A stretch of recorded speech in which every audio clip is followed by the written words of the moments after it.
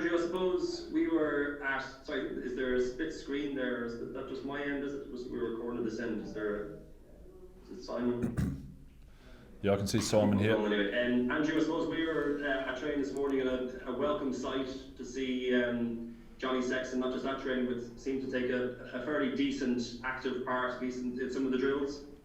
Yeah, great to have him back out there. Always brings a great energy and edge to everything we do on the training pitch. So he's looking lively out there, and as I said, great to start his progression back into that play. Looks fairly positive on him. I know that the update last week was Leinster expected to have him available ahead of the Six Nations. Could we possibly, I know not this week, possibly see him in a Leinster shirt before the Six Nations, do you think? Well, it just depends what the relationship between the Irish and the Leinster there, what they've got planned in terms of their camps and stuff moving forward will be the big deciding factor around that, and just making sure it's healed 100%. Great to have him back. It was a non-contact training though, so there's still a lot to get through before he's available to play. But still very positive and fairly active as well, Johnny, at the moment, it seems. Yeah, definitely. Yeah, no, he's. It was an untimely one for him. He was keen to get a string of games, and so he's, as you can imagine, he's just chomping at the bit to get out and get some action on the field. I'm sure he's not the only one. The little player we saw in the background again, maybe a little bit behind Johnny, sort of on his own, was obviously Ty Furlong, and again, I know he's also got the same names, but he also looked like he's stepping up his recovery as well. Yeah, another step. Done some unit work today, so yeah, great to have him back on the pitch. And obviously from his point of view, again, Six Nations on the horizon, so he looks like he's making the steady kind of progress that Ireland and Leinster rugby fans would want to see ahead of that tournament. Yeah, exciting times coming up, isn't there? There's going to be some tournament, so obviously a massive part of that Irish squad, Tig, and what he's done in that number 3 jersey for both Leinster and Ireland. So yeah, I'm sure everyone's hoping he can get back for those early rounds of the competition. Obviously, look, while they try to get back the players that are currently on the field, doing a fantastic job. Your reflection on last weekend's win? Yeah, very pleasing to get out of Gloucester with the 5 points, and get ourselves in a position now where we can top the poll and to come back to the Aviva, over 40,000 sold already, I think. So it's going to be some atmosphere there. Another afternoon game for us. So. Look, yeah, we're in the position we want to be in. Everything's in our hands, and it's up to us to have another great week of preparation to put ourselves in the best place to perform on Saturday. You've obviously already qualified. What are you expecting finally from wrestling this weekend? Yeah, they'll throw everything at it. Some game, I enjoyed watching that yesterday afternoon. It was entertainment galore, back and forth, a few cards, and they've done incredibly well to hold on there. So they've given themselves a chance to come over here and throw everything at it now for them to get through and qualify as well. So we're expecting what we saw yesterday, a lot of great stuff from turnover attack, the offloading ability. There's some nice patches through that game, so we've got to be right on, quick throws, quick 22s as we saw yesterday. So yeah, high alert around everything really, and making sure we're right on. Thanks, Andrew. Best of luck this weekend. Cheers.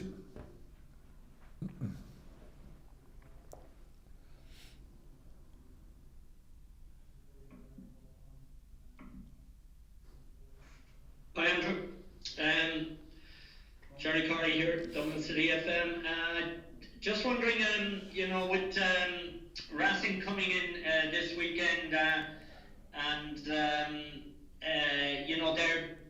they're a hard team to play against because they're unpredictable, I think, and they have that sense of unpredictability. Is it hard to play against a team like that sometimes? Yeah, as you said, they are unpredictable. Defensively is going to be a big week for us. We've got to really get our collision work right around the tackle, our two-man tackle. As we saw yesterday, there was a number of times where they did get offloads away, got them behind the line. So just the intensity of our speed off the lines to put their skill set under pressure, but then executing our one and two man tackles to make sure we don't give them those opportunities to keep the ball alive, which they love to do. Again, off turnover ball, how fast we can connect to take those those attacks, which are so great at, away from them, because they do move the ball really quickly and keep the ball alive. they'll kick over the top. As you said, they'll get some unbelievable offloads away if you give them the time and space to do so. And just going back to the Gloucester game, giving away 2 penalty tries. It's kind of unusual for Leinster to give away penalty tries. So is that an area maybe that needs to be looked at a bit more in terms of the pack? Yeah, I'm sure the big boys wasn't in the forward review this morning, had the bats looking at some stuff we could get better at, but I know the forwards went through that area of the game and had a good look at where the improvements could be made. But it's a strong part of Gloucester's game that we talked about going into the game, and I suppose the more disappointing thing for us was the access we gave them into those areas. So with our discipline, high penalty count, so it's one thing we've got to get better at as a team, to take those opportunities away from opposition into that zone where they do get those driving line out opportunities. So there's a number of things we could have done better around our discipline as well.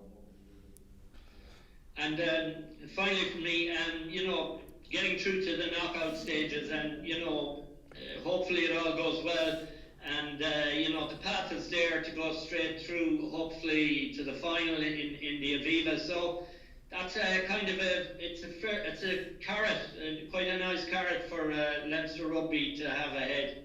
Yeah, exactly. Like, it's our first game at the Aviva in the European competition this year. We're excited about, as I said, we've put ourselves in a position to earn that right. So there's high energy and real motivation this week to make sure we do put in a performance worthy of giving us that top position, so we can be at the Aviva, we can be in front of our home supporters, because we know that's massive for us, having that home crowd getting behind us and feeding off the energy that they provide. Thanks, Andrew. Good luck against Racing. Thank you very much. Hi Andrew, Simon Thomas here in Cardiff. Hope you're well. Yeah, good, thank you. Obviously you've had a really successful season, but last weekend just gone, there were 13 wins, for the 16 teams in the URC in the 2 European competitions. Even the 4 Welsh teams all won their sides. What do you think that is saying about the URC as a league, the way it's preparing teams for Europe, and perhaps as well the way in which the derbies, the intense derbies over the Christmas period, perhaps have prepared the sides well for the step up to Europe as well? Yeah, you've nailed it exactly. Like, we talked about that Ospreys game and what great preparation that was for us going into Gloucester.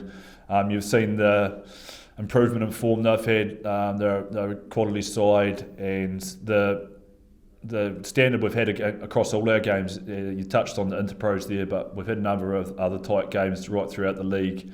We've been pushed. We've been had to come up through some tricky scenarios. So all those games have prepared us really well for different what-ifs that come up in these European fixtures. But yeah, you're right. The Interpro games, the intensity of those was right up there, and it's prepared us greatly for the intense games we've got coming up against Racing as well. If I'm right, you played for Leinster around about a decade ago, when that would have been, I guess, the Magnus League or whatever title it had back then. How does the standard of the league compare now, a decade on, from when you experienced it back then?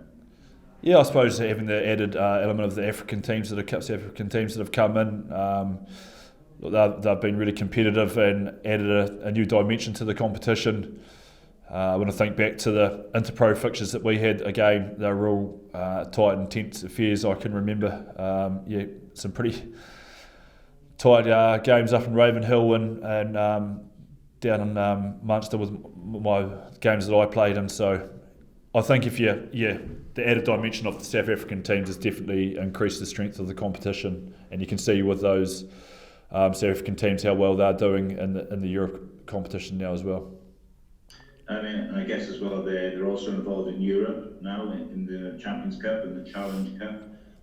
You've had the experience, obviously, of the kind of Super Rugby equivalent with the Crusaders. So how does the Champions Cup in particular, because you're in that, how does that stand up and compare to what the setup is in the Southern Hemisphere, would you say?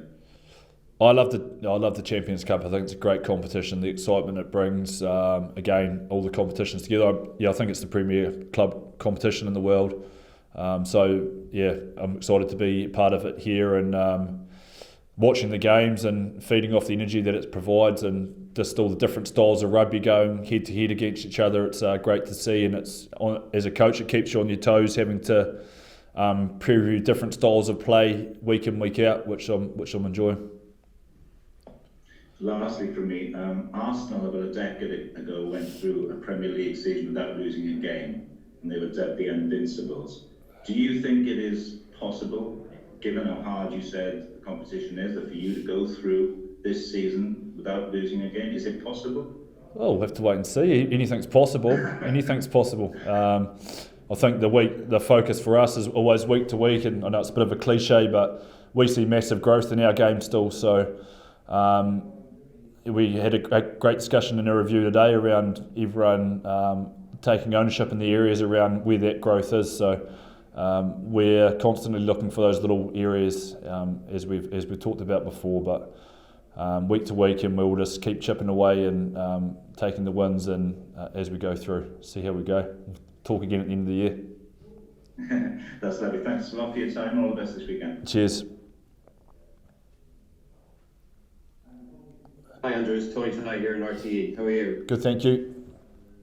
You were talking about the injury update there, and obviously Johnny and Ty being back doing a bit of training, but how great is it to see Will Connors coming back to full training? He's had a pretty tough time of it the last 12 months on the injury front.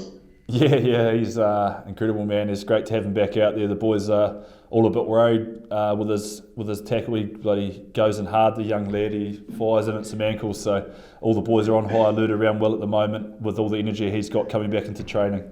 No, it's great to see him back out there. I mean, yeah, you're talking about his tackling there. That chop tackling ability, it brings another dimension into that back row if he does get a chance at the weekend.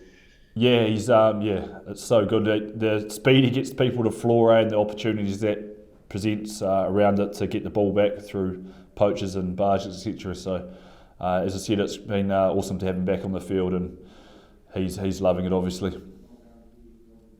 As a former centre, I can ask you about Jamie Osborne and the impact he's made. I mean, he was excellent again at Kingsholm at the weekend, and talk about possibly getting into the Ireland squad on Thursday. I mean, how impressed have you been with him?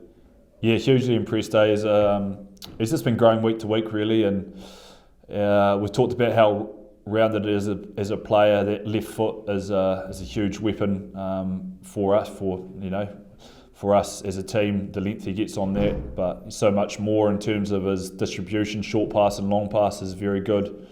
Obviously, he can carry very strongly over the game line as well. He's a big lad, so. We're great to see the different little touches he provided for us in the weekend. His line running, his work rate off the ball. So as I said, his combination, and just, I suppose it's just he's been so versatile, hasn't he? He's played along a number of different positions. To just have him settled in a position, getting that regular time in the midfield.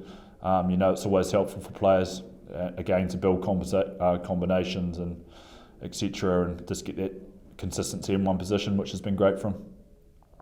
He seems very mature as well for such a young age. Yeah, he is. Yeah, very onto it lad, and as I said, he's got some good mentors in that midfield group with Robbie, Gary, Charlie Ngatai. All those boys are a very, very tight group that spend a lot of time together, helping develop each other's games. So it's a great group of lads we've got there. Finally, for me, obviously wrestling at the weekend, you're qualified already, but how important is it to get that win, get home advantage in the knockouts? Oh, it's massive. It's something we talked about right at the start, and as I said, we've put ourselves in that position, but we can't expect turning up to Aviva that it's going to happen. We've put it on ourselves early today to make sure our preparation is the best it's been all year, so we can turn up and put a good show up in front of our home supporters.